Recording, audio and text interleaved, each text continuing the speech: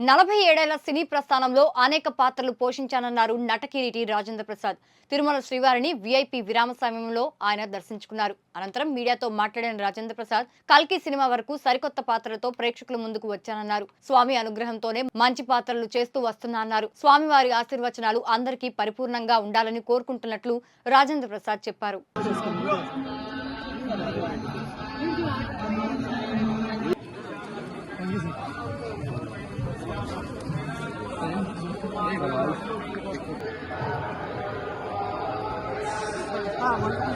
One second, sir.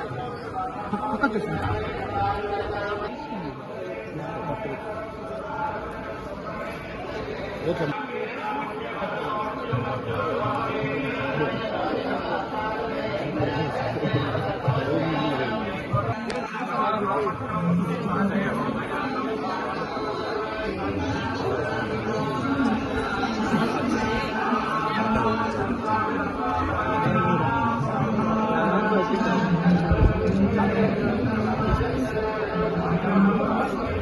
Again, sir. Right time out.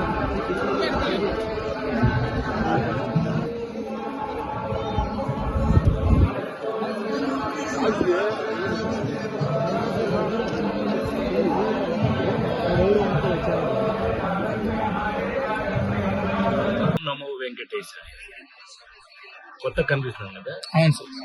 మరి కల్కి వచ్చేసిన తర్వాత ఇంకొత్తగా మారాలి కదా, వయసును బట్టి మారాలి. అన్నిటికీ కారణం ఆయనే. 47 సంవత్సరాల సినిమా జీవితంలో రకరకాల వేషాలు ఇస్తూ రకరకాల పాత్రలతో మీ ముందుకు వచ్చిన నేను ఇవాళ కల్కి వరకు కూడా ఒక కొత్త పాత్రలు చేయడం జరిగింది. అందులో భాగమే ఇది ఉంది. ఇప్పుడు చేస్తున్న మంచి మంచి అంత స్వామి మన చేతిలో ఏమి లేదు. అప్పుడప్పుడు ఆయనకి థ్యాంక్స్ చెప్తూ ఉండాలి, అది మన బాధ్యత. ఇవాళ వచ్చింది ఆ పని.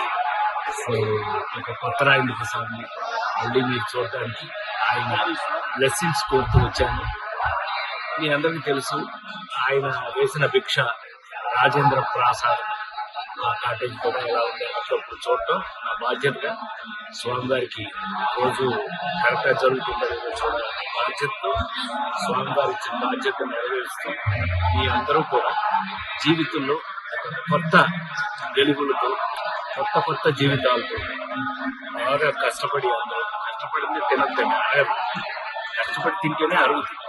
ఇప్పటి వరకు నేను పనిచేస్తున్నాను, షూటింగ్ నుంచే వచ్చాను, షూటింగ్కే వెళ్తాను.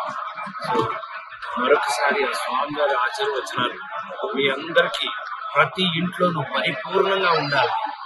ఈ మనం చూస్తున్న మీ అందరికీ కూడా ఆ స్వామి గొప్ప జీవితాన్ని గొప్ప ఆనందాన్ని ఇవ్వాలని మనస్ఫూర్తిగా కోరుకుంటున్నాను. ఓం నమో వెంకటేశ్. నెక్స్ట్ ఇస్ హరికథ అని స్వామి మీద ఒక పెద్ద సినిమా పీపుల్ మీడియా టెక్ వాళ్ళు చేస్తున్నారు.